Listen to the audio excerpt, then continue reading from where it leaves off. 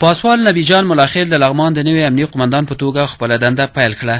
د نوي امنیه قومندان د پیژندنې په مراسمو کې د لغمان والي محمد آصف ننګ، د کورنیو چارو وزارت د امنیتي معینیت مرستیال لوی پاسوال محمد سالم احساس، د ولایتي شورا رئیس عتیق الله عبدالرحیمزي او د دې شورا غړو پخواني امنیه قومندان مل پاسوال عبدالرؤف ورزګاني په لغمان کې د لومړي پلي لواء قومندان بریج جنرال محمد یوسف نیازي، د امنیه قومندانۍ منصوبینو، د مدني فعالانو، ځوانانو او د ټولنې د بیلابیلو اقشارو استازو ګډون کړی و. د غونډې په پیل کې د پخواني امنیه قومندان د خراغلاس ترڅنګ عدلون بدلون په حکومتوالۍ کې یو اصل یاد کړ او زیاته کړه چې زه دې اصل ته ژمن یم. نوموړي وویل د خپل پرسونل په همکارۍ مې د فساد او تلفاتو مخنیوی کړی. دغه تغییر تبدیل په نظام کې اصل دی، هېڅوک تر ابده په یو ځای کې نه پاتېږي. نو څنګه چې مشرانو لازمه بللې موږ عسکر یو و دې زرین اصل ته وفادار یو او موږ چې نن معرفي کېږو سبا ته باید امادګي ولرو تلو. خو زه د ټولو ملګرو څخه د دې مناسب تشکري کوم د خپل ټیم څخه چې ما سره وه، جناب قومندان صاحب لواء، ملي امنیت ریاست او ولایتي شورا ملکي اداره جناب والي صاحب، د دوی سره مو ښه وخت تېر کړي. د دوی په حمایت او ملاتړ د خدای په کومک موږ نه تنها چې هغه پرونی حالت وساتئ، هغه کوم بهبود راوستئ.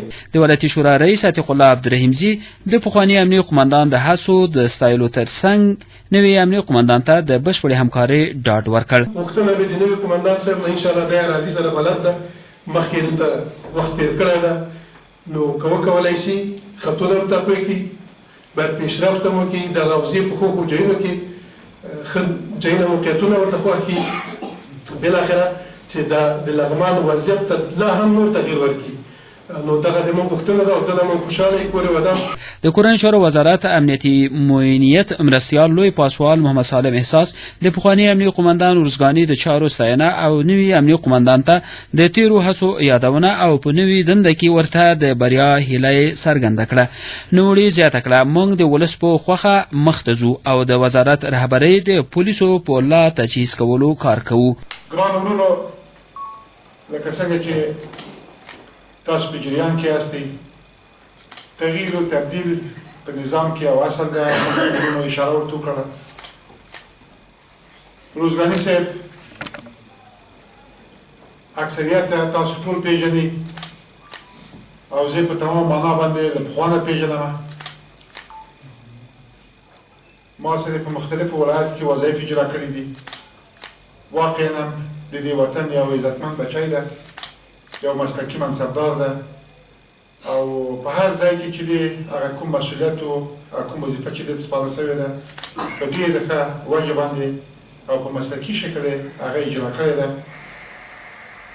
او تر نن ورځې چې دلته د لغمان د متدینو او عزتمندو خلکو په خدمت کې وو او ستاسو په راس کې وو د منصوبینو د پولیسو د کورنیو چارو وزارت رهبري، خاصتا جلالت مآب معین صاحب او ټول اعضا د رهبري د دې له کړنو نه، د دې له اجرااتو نه او د دې له عمل کرد نه راضي دي.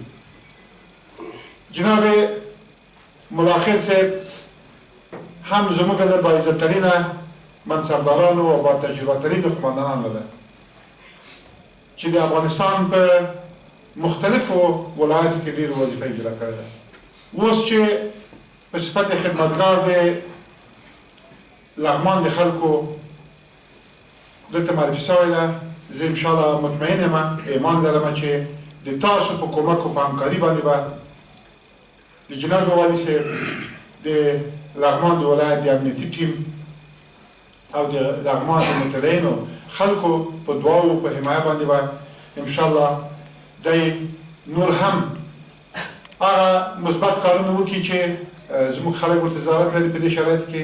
د لغمان والي محمد آصف ننګ د امنیتي مسؤلینو له قربانۍ مننه وکړه او زیاته کړه چې هیوادوال به د دوی قربانۍ له یاده ونه باسي. نوموړي نوي امنیه قومندان ته د بشپړ ډاډ ترڅنګ د کورنیو چارو وزارت له رهبرۍ وغوښتل چې د پولیسو په لا تجهیز کار وکړي. د کورنیو چارو وزارت د ټولو هغه تصامیمونه چې د وطن د امنیت د تامین او د رفاه او د بهبود لپاره لري او د والي په توګه د دې ولایت د ولسونو په استازیتوب بیا هم د امنیتي ارګانونو د رهبرۍ نه مننه او امتنان کوم د هغه فداکاریو، د هغه سرښندنو، د هغه سخت او دروند ماموریت چې شاید په تاریخ کې او په دې سیمه په دې پوره دې ځمکه کې بېساری وي. دغه ماموریت چې په افغانستان کې ادا کېږي تر ټولو سپېڅلی جنګ زمونږ د وطن،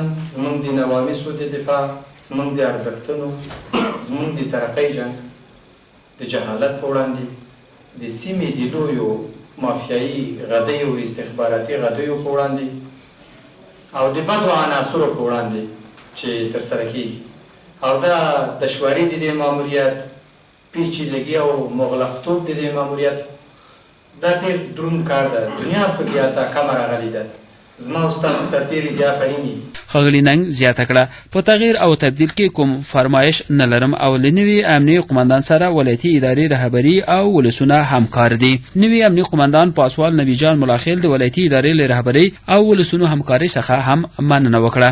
ملاخیل زیاته کړه د لغمان ولایت د امنیت د لا ښه والي په موخه به کار وکړي تر څو ولسونه په آرامه فضا کې ژوند وکړي.